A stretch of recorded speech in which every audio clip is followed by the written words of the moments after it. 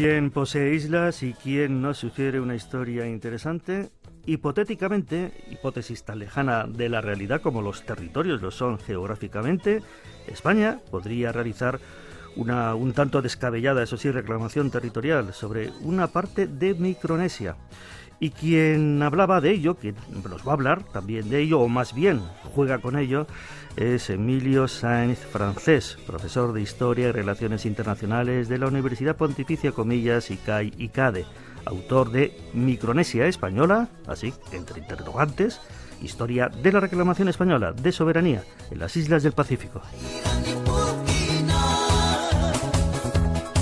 Hubo un tiempo en el que España aportó muchísimo al conocimiento de un planeta que se intuía redondo, tiempo de descubrimientos de nuevas tierras y mares a través de rutas muchas veces improvisadas y envueltas siempre en el misterio.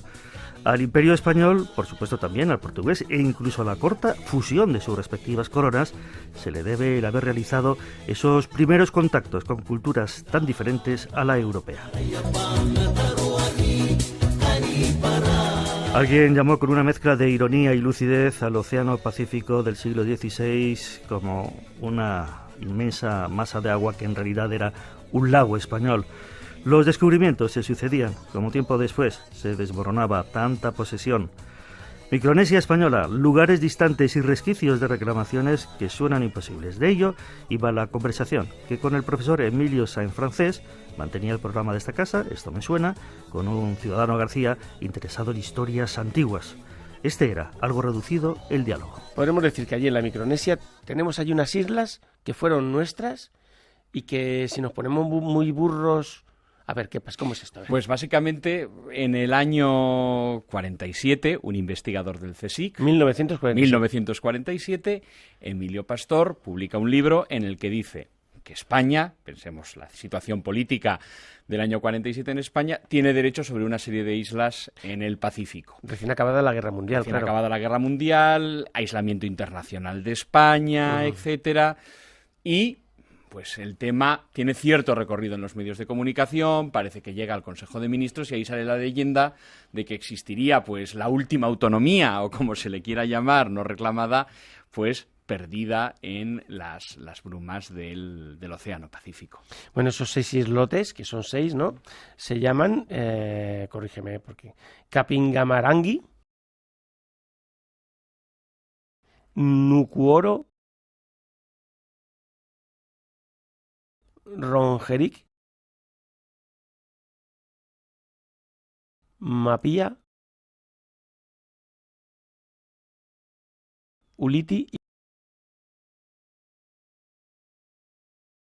y Matador. Esa sí es nuestra.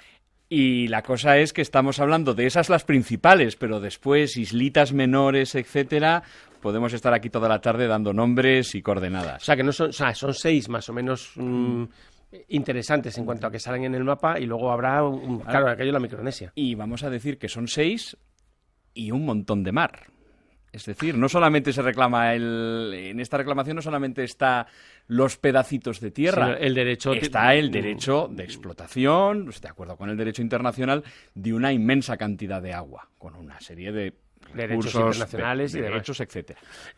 Bueno, estas islas, que todas tienen nombres en nuestros, porque fueron nuestras. Por ejemplo, esa es Isla Pescadores, ¿no? Había otra, Isla de los Garbanzos. Isla de los Garbanzos, exactamente. También. Bueno, o sea, que en su momento fueron oficialmente y nombradas por nosotros, ¿no? Claro, ahí hay un problema. ¿Cómo fue esto? Vamos a decir que en la época de los descubrimientos, la gran era de los descubrimientos, pues en torno a 1521, Magallanes, Elcano, etcétera, pues se descubren. Vamos a decir que los europeos llegan por primera vez a esas islas.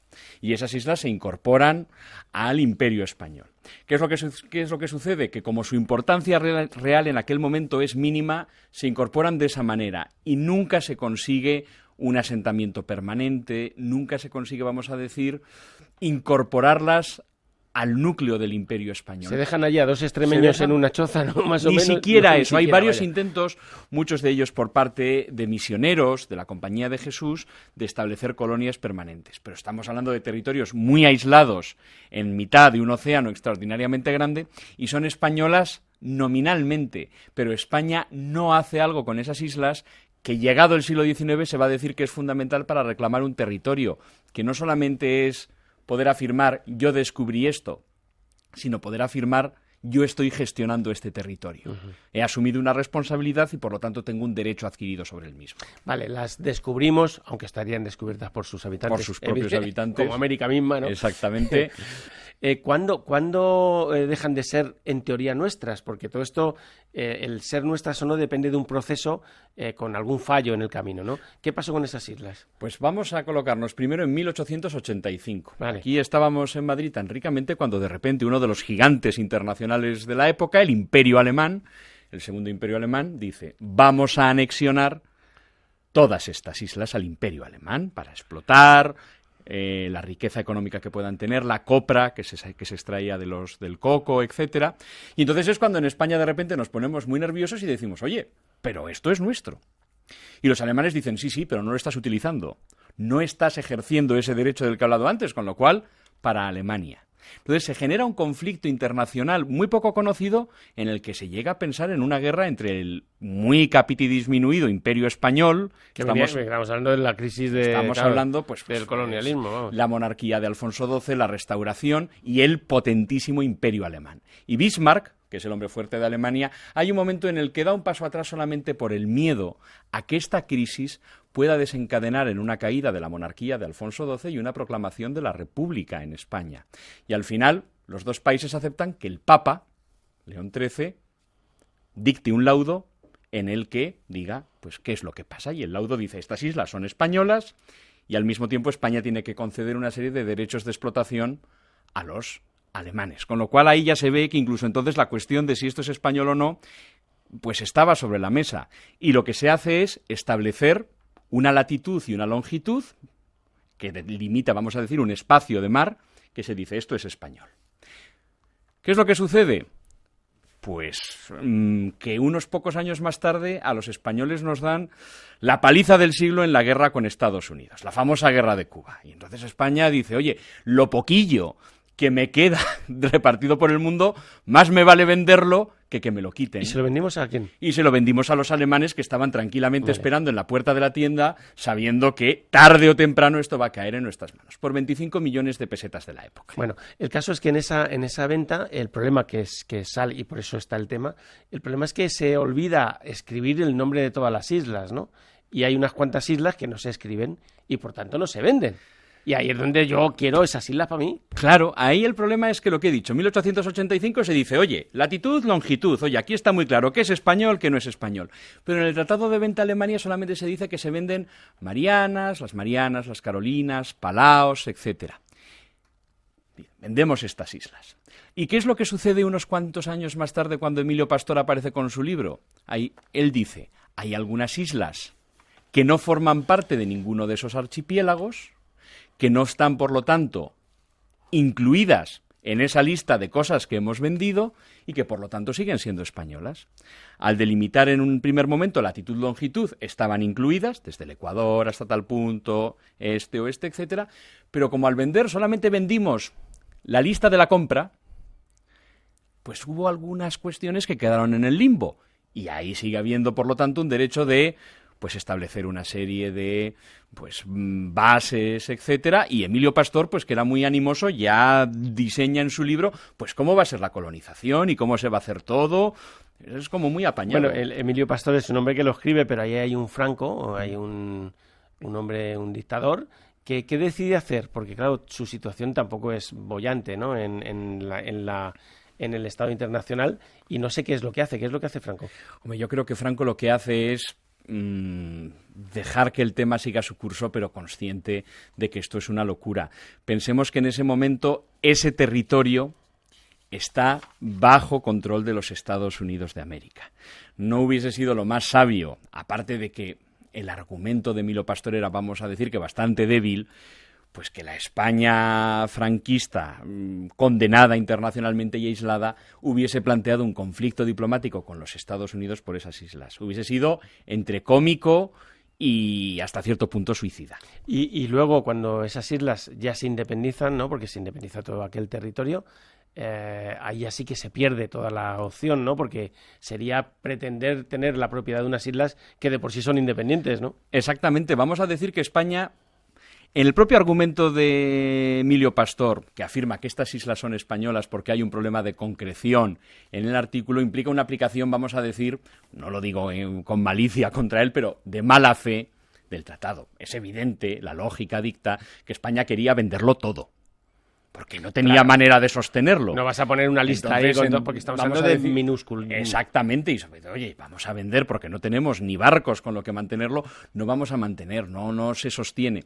Después, además, ese territorio que se convierte en alemán, después de la Primera Guerra Mundial, pasa a ser territorio bajo administración japonesa después de la derrota de Alemania en la Primera Guerra Mundial. Y España no dice nada. En ese momento de cambio de manos podía haber levantado la manita, y además ese era un momento de cierto prestigio internacional de España, cuando se constituye la Sociedad de Naciones, y no dice nada.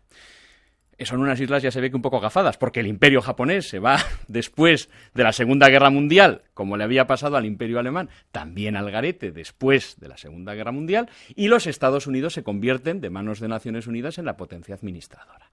Y España, de nuevo, si quedaba algún resquicio de duda, no dice nada. Y en los años 70 Estados Unidos promueve la autodeterminación, la independencia del territorio, y de nuevo España no dice absolutamente nada. Pues es una pena, pues son bonitas. ¿Qué? Son bonitas, para que la gente nos hagamos una idea, porque yo tampoco las he visto, ¿no?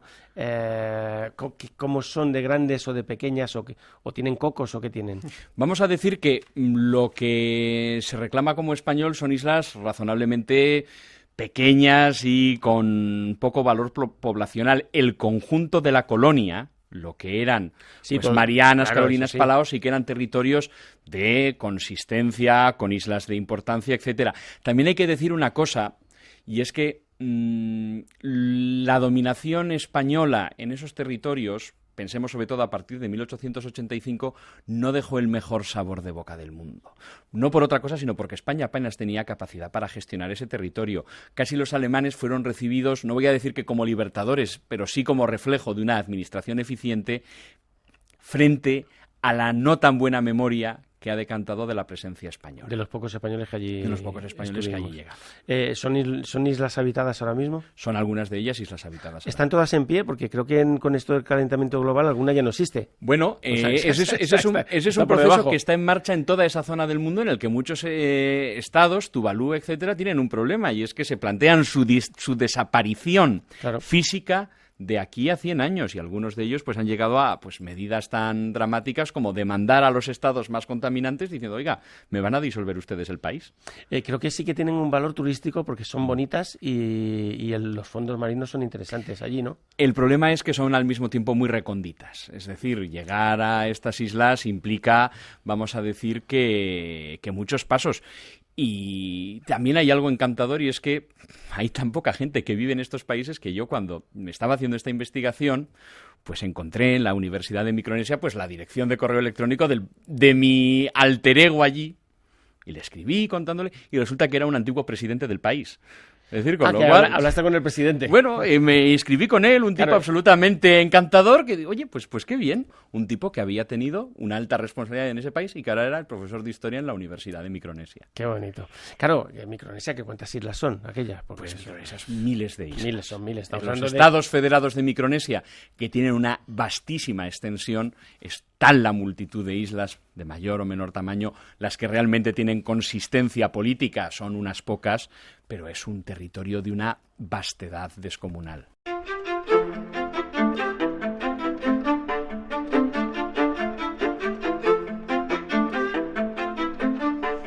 Emilio Sáenz Francés, profesor de Historia y Relaciones Internacionales de la Universidad Pontificia, comillas, ICADE, autor de Micronesia Española, entre interrogantes, Historia de la reclamación española de soberanía en las islas del Pacífico, curiosidades históricas, porque no es más, ni tampoco menos, que eso.